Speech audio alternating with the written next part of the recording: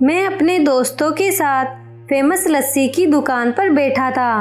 हमने लस्सी का ऑर्डर दे दिया था। कुर्सियों पर बैठकर हम सभी यार दोस्त हंसी ठिठोली कर रहे थे। दुकानदार हमारा ऑर्डर तैयार कर रहा था। तभी वहाँ पर एक बूढ़ी लगभग 74-75 वर्ष की औरत आकर खड़ी हो गई। कमजोर थी, चेहरे पर भूख साफ नजर आ रही थी। आंखें चेहरे के अंदर घुसी हुई थी, लेकिन आंखों में पानी चमक रहा था।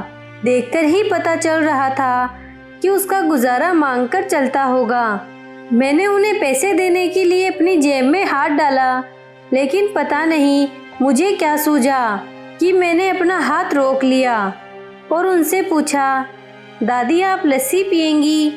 मेरी ये बात सुनकर दादी कम और मेरे दोस्तों को ज़्यादा आश्चर्य हुआ, क्योंकि अगर मैं उन्हें पैसा देता तो 5 या 10 रुपए देता, लेकिन लस्सी तो 40 रुपए की थी। बूढ़ी औरत हिचकिचाते हुए हाँ बोली और उन्होंने अपनी मुट्ठी में पकड़े 15 रुपए जो उन्होंने मांगकर इकट्ठा किए थे, मुझे देने के लिए मेरी ओर बढ़ाए। मैंने पूछा, ये क्यों?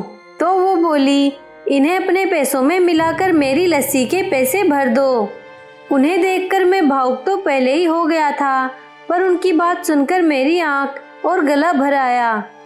मैंने दुकानदार को एक लस्सी बढ़ाने के लिए कहा। मैंने दादी के पैसे नहीं लिए, इसलिए उन्होंने अपनी मुट्ठी वापस खींच ली। सबको लस्सी दे दी गई। मैंने अपनी और दादी की लस्सी के गिलास उठाए और एक दादी को दी। मैं और मेरे दोस्त कुर्सी पर बैठे थे और दादी वहीं पर हमारे सामने जमीन पर बैठ गई। मैं अपने आप को लाचार और गरीब महसूस करने लगा, क्योंकि दुकानदार, मेरे दोस्त और बाकी के ग्राहक कहीं कुछ बोल ना दे। इसलिए मैंने बेचारी भिखारी दादी को कुर्सी पर बैठने के लिए नहीं कहा। मैं घुटन महसूस करने लगा। मैं कुर्सी से उठा और दादी के पास जमीन पर बैठ गया।